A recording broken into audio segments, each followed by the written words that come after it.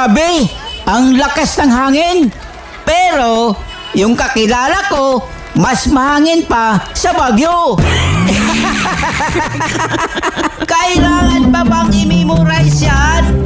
Basic! Love Radio.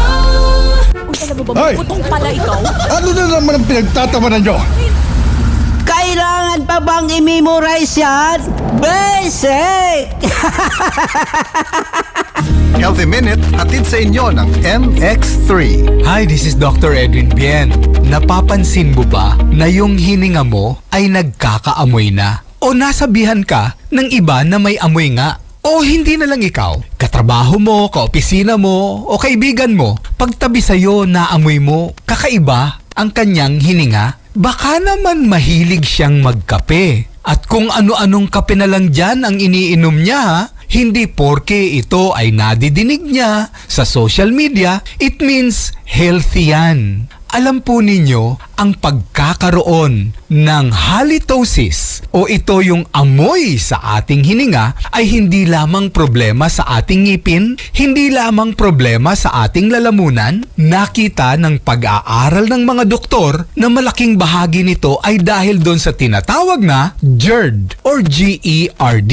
Ang ibig sabihin nito ay gastroesophageal reflux disease. Ito ba yung mga taong nangangasim ang kanilang sikmura, nagkakaroon ng gastritis dahil sa kanilang mga kinakain? Sample na lang yung mga kape nga na masyadong acidic. Isama na ron ang cola drinks. Idagdag pa natin ang pagmimiss ng ating mga pagkain sa tamang oras. Para maiwasan ito, hanapin nyo lamang po yung bang mga non-acidic drinks. At dito pumapasok yung ating produkto na nagtataglay ng alpha, beta at gamma nutrients. At alam nyo ba na sa merkado ay may kape na non-acidic? Ang paborito ng marami ay ang ating MX3 Coffee Mix. Ito ay sugar-free, hindi magpapataas ng inyong presyon, ganun na rin ang asukal sa inyong katawan. At of course, hindi magiging dahilan ng palpitation.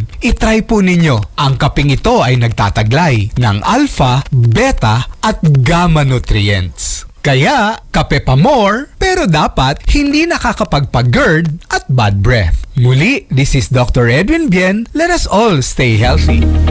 Healthy Minute, hatid sa inyo ng MX3.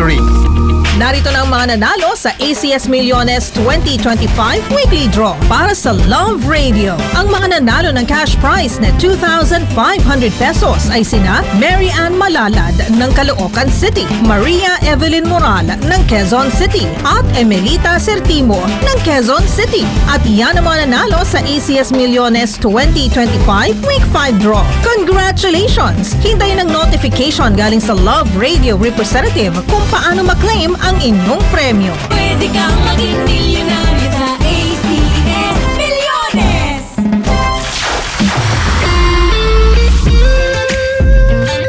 Kailangan pa bang i-memorize yan? Basic! Love Radio.